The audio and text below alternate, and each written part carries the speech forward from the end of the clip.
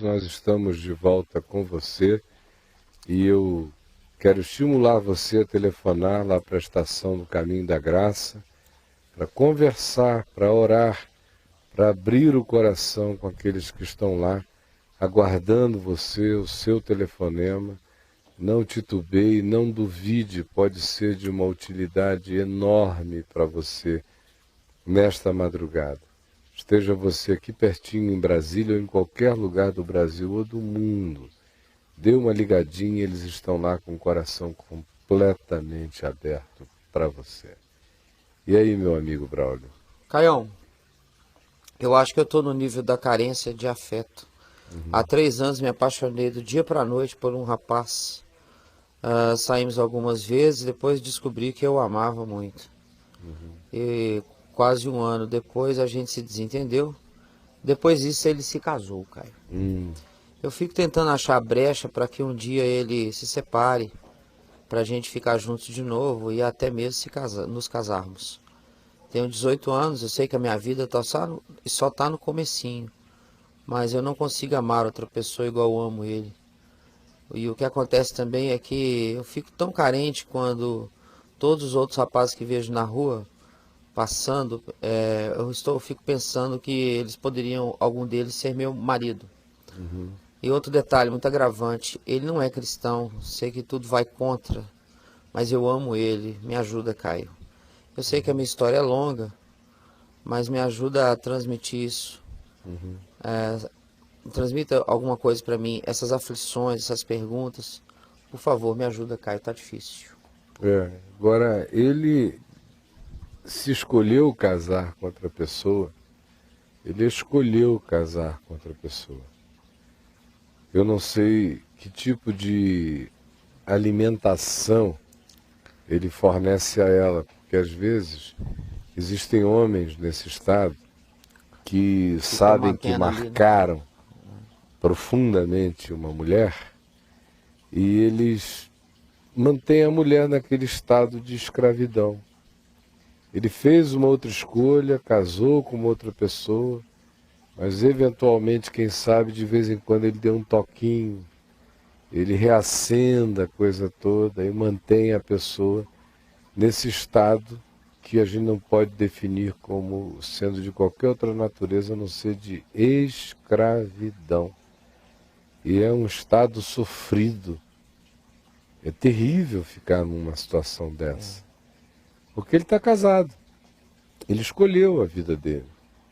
Agora você veja o que ela alimenta como expectativa ilusória no coraçãozinho dela, com 18 anos de idade.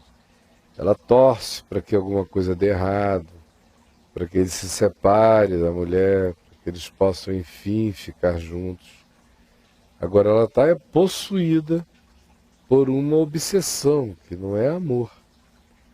Isso não é amor, é obsessão o que está tomando conta do coração dela.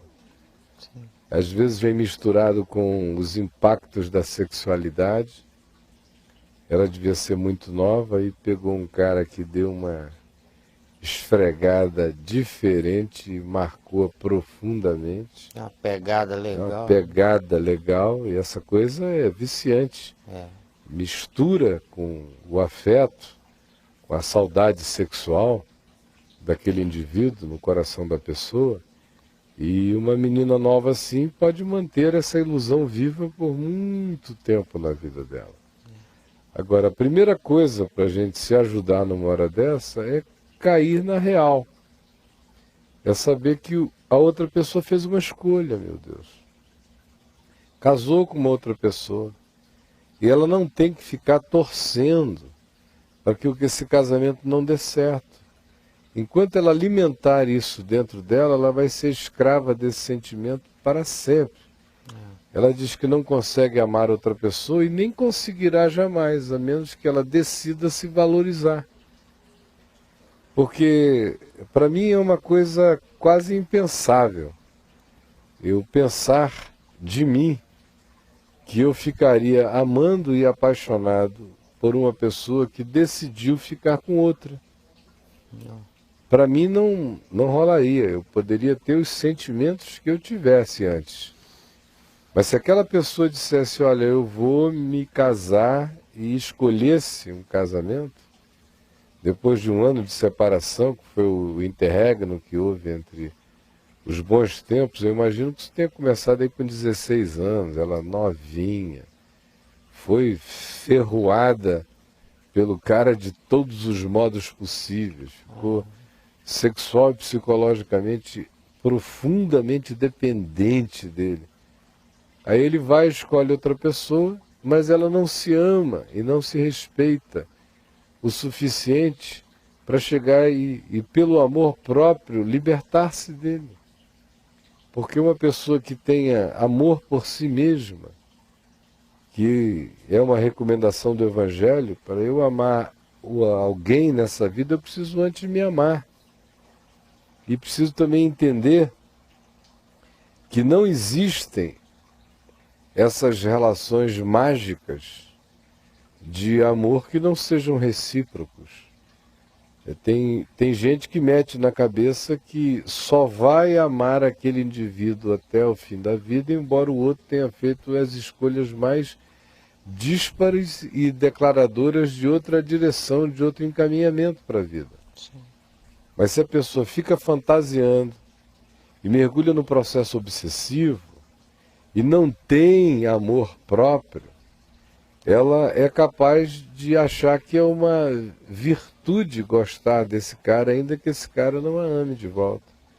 Ou de ficar presa a esse vínculo que é alimentado de vez em quando por uma mensagem, por um telefonema rápido, que diz, olha, eu casei aqui, mas eu gosto de você mesmo. Aí a coitada vai, e aquilo aumenta como uma obsessão dentro dela que não cessa jamais.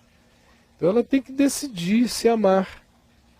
É a única cura para ela, é amar-se, é respeitar-se, é parar de fantasiar a respeito do futuro com esse rapaz. Sim. Você vê que o nível de carência dela é grande, que ela diz que anda na rua e vê alguns rapazes, e ela diz, potencialmente esse rapaz poderia ser o meu marido. Significando dizer que tem uma dimensão dela que quer profundamente encontrar uma outra pessoa.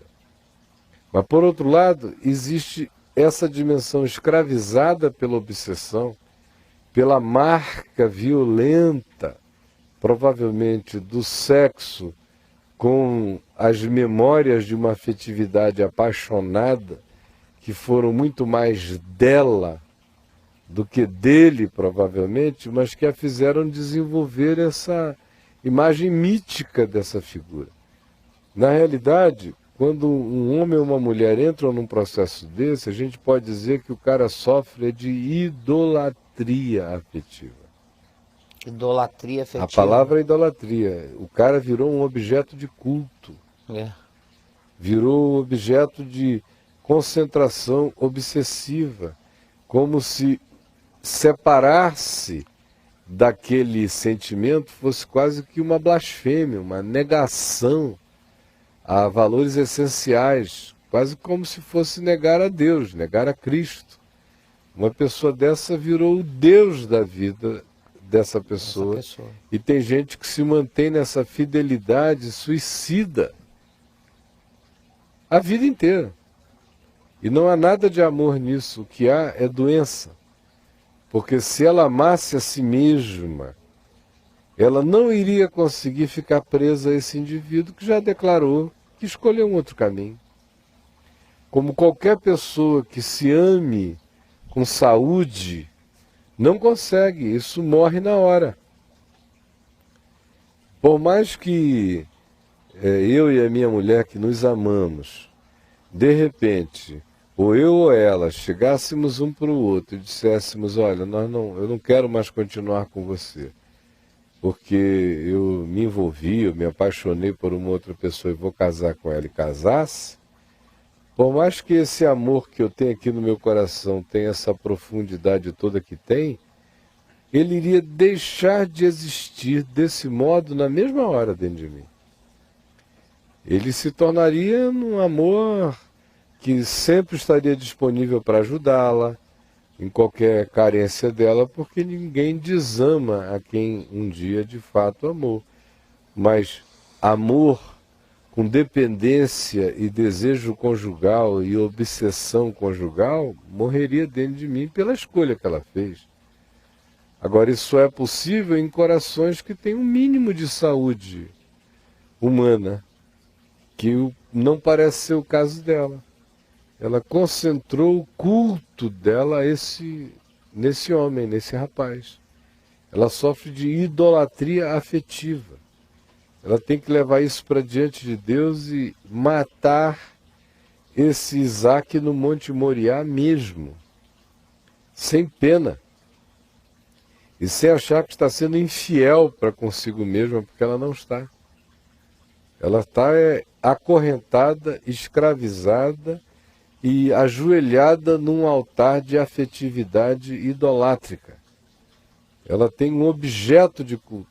Sim. E que não é amor, é obsessão o que ela nutre por esse indivíduo. Agora, como é que a gente fica curado disso? É reconhecendo. Segundo lugar, começando a se valorizar, a se amar de verdade. E em terceiro lugar, sabendo que há um só Deus, meu amigo, e um só mediador entre Deus e os homens, Jesus Cristo, o homem, que esse cara não é o mediador dela com a felicidade dela, nem com a afetividade dela, nem com nada disso, porque enquanto ela pensar assim, ela vai estar tendo como objeto de culto, ela vai estar vivendo em idolatria afetiva. E essa idolatria afetiva, ela precisa tomar a decisão de quebrar esse ídolo. E aí, reeducar a mente, não ficar mais nesse processo, porque ela deve orar muito, pedindo a Deus que esse cara volte para ela. Enquanto ela orar por essa possibilidade, ela só reforçará a obsessão. Enquanto ela ficar com aquela esperança espiritual de dizer um dia, aquilo que foi tão lindo, tão belo, não pode ter desaparecido assim, eu me nego a aceitar, ela continuará escrava disso tudo. Então ela tem que tomar essa decisão, tem que se valorizar, tem que se respeitar, tem que quebrar esse ídolo, tem que dar nome a esse sentimento, que não é amor. É apenas obsessão, que só cresce no coração de uma pessoa que não ama a si mesma. Porque se ela tivesse um mínimo de amor próprio, ela já teria descartado isso dentro dela com simplicidade, ainda que doidamente no início. Mas logo, logo ela iria ficando livre. A realidade mata essa ilusão. Porque ela não quer admitir a realidade. Ela não quer admitir a verdade. E aí quem não admite a verdade continua escravo. É só quem conhece a verdade e admite a verdade é que é liberto. É o que eu tenho a dizer a você, minha filha. Com todo o meu carinho, com todo o meu coração, se você quiser ficar livre, faça o que eu acabei de lhe dizer. Se você não guardou tudo que eu lhe disse, esse programa vai repetir amanhã às 9 horas da manhã. Você pode assisti-lo todo outra vez, vai repetir às 3 horas da tarde, mais uma vez.